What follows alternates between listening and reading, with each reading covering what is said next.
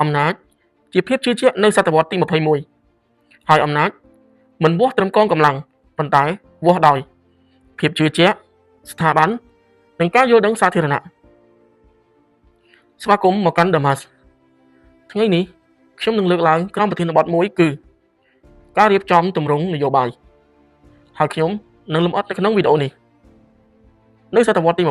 20អំណាចត្រូវបានវាស់ដោយកងទ័ពអាវុធនិងដែនដីរដ្ឋខ្លាំងគឺជារដ្ឋដែលបង្ហាញកម្លាំង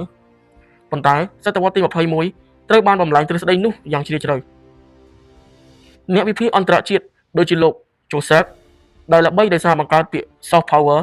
ដែលមានន័យថាអំណាចមិនមែនត្រឹមតែជាការបញ្ជាប៉ុន្តែជាការបង្កើតការទាក់ទាញនិងការយល់ព្រមខណៈដែលលោក Farid ជាអ្នកវិភាគនយោបាយនិងជាអ្នកសារព័ត៌មានអន្តរជាតិល្បីឈ្មោះជនជាតិអាមេរិកដើមកំណើតឥណ្ឌាសង្កេតឃើញថាប្រទេសដែលរឹងមាំពិតប្រាកដគឺជាប្រទេសដែលមានភាពជឿជាក់របស់ស្ថាប័នខ្ពស់គឺជាស្ថាប័នដែលធ្វើឲ្យពិភពលោកនិងប្រជាជនខ្លួនឯងទុកចិត្តនិយមន័យសាមញ្ញបំផុតគឺអំណាចសម័យថ្មីស្មើនឹងកម្លាំងភាពជឿជាក់និងស្ថាប័នប្រទេសដែលមានកម្លាំងយោធាខ្លាំងតែខ្វះទំនុកចិត្តសាធារណៈអាចឈរបានរយៈពេលខ្លីតែប្រទេសដែលមានស្ថាប័នរឹងមាំនិងប្រជាជនយល់ដឹងអាចធន់ទ្រាំនឹងវិបត្តិបានរយៈពេលវែងកម្ពុជាក្នុងប្រព័ន្ធពិភពលោកកម្ពុជាមិននៅក្រៅរង្វង់ប្រកួតប្រជែងភូមិសាស្ត្រនយោបាយទេសេដ្ឋកិច្ចរបស់យើងភ្ជាប់ជាមួយពាណិជ្ជកម្មអន្តរជាតិការវិនិយោគបរទេសនិងតំបន់អាស៊ីអាគ្នេយ៍ការសម្រេចចិត្តក្នុងស្រុកមិនអាចផ្ដាច់ចេញពីបរិបទអន្តរជាតិបានទេការផ្លាស់ប្ដូរអំណាចនយោបាយពីសម្ដេចតេជោហ៊ុនសែនទៅសម្ដេចធិបតីហ៊ុនម៉ាណែតមិនមែនត្រឹមជាការផ្លាស់ប្ដូរបុគ្គលទេប៉ុន្តែជាការសាកល្បងលើស្ថាប័នសំណួរគឺតើយើងកំពុងសាងប្រព័ន្ធដែលឈរលើស្ថាប័នឬកំពុងពឹងផ្អែកលើបុគ្គលក្នុងវិទ្យាសាស្ត្រនយោបាយលោក Francis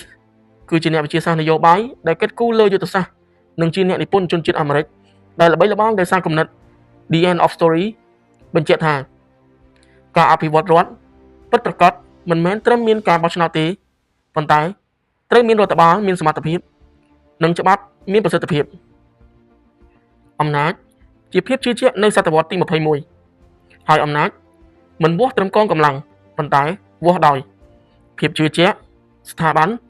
និងការយល់ដឹងសាធារណៈភាពជឿជាក់គឺជាមូលដ្ឋាននយោបាយខ្ពស់ស្ថាប័នគឺជាគ្រឿងចង្កឹះដែលធ្វើឲ្យប្រព័ន្ធរស់រានបានក្រៅពីបុគ្គលការយល់ដឹងសាធារណៈគឺជាប្រព័ន្ធការពារពីការរលំដោយខ្លួនឯងឧទាហរណ៍ជាក់ស្ដែងការគ្រប់គ្រងវិបត្តិ COVID-19 បានបង្ហាញពីសមត្ថភាពរដ្ឋក្នុងការសម្រេចចិត្តលឿនការចូលរួមរបស់យុវជនលើបណ្ដាញសង្គមបង្ហាញពីការកើនឡើងនៃការយល់ដឹងសាធារណៈប៉ុន្តែការយល់ដឹងត្រូវបានបំលែងទៅជាការចូលរួមស្ថាប័នដែរទេនេះជាសំណួរយុទ្ធសាស្ត្រការប្រៀបធៀបនៅក្នុងតំបន់អាស៊ីអាគ្នេយ៍តំបន់អាស៊ីអាគ្នេយ៍មានគំរូនយោបាយចម្រុះទី1គំរូផ្ដោតលើស្ថិរភាពតឹងរឹងអត្ថប្រយោជន៍មានដូចជាសម្រាប់ចិត្តលឿនអនុវត្តគម្រោងធំៗបានប្រសិទ្ធភាពហើយហានិភ័យគឺ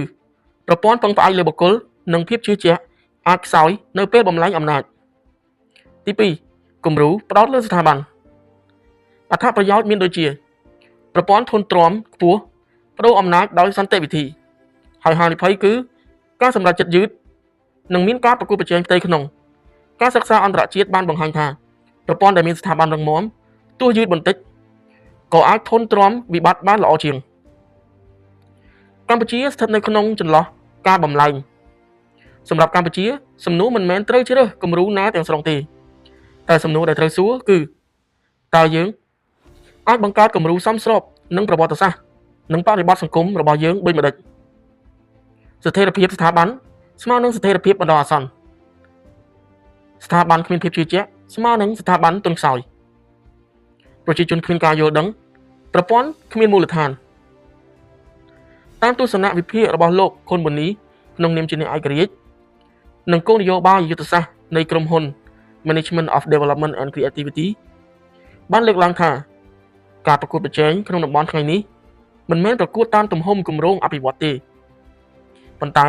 ប្រកួតតាមកម្រិតភាពជឿជាក់លើប្រព័ន្ធនិងសមត្ថភាព ធានាការចូលរួមជាមួយសង្គមសំណួរយុទ្ធសាស្ត្រតើយើងកំពុងពង្រឹងអំណាចរដ្ឋឬកំពុងពង្រឹងស្ថាប័នតើយើងអភិវឌ្ឍលឿនឬអភិវឌ្ឍមានគ្រឹះតើយុវជននិងប្រជាជនមានកម្រិតការយល់ដឹងនយោបាយប៉ុន្មានតើប្រព័ន្ធរស់រានបានក្រៅពីឥទ្ធិពលបុគ្គលដែរឬទេក្នុងសម័យដែលមានព័ត៌មានលឿនជាងការពិចារណានយោបាយត្រូវការភាពជ្រៅជ្រះជាងការប្រកួតប្រជែងផ្ទៃក្នុង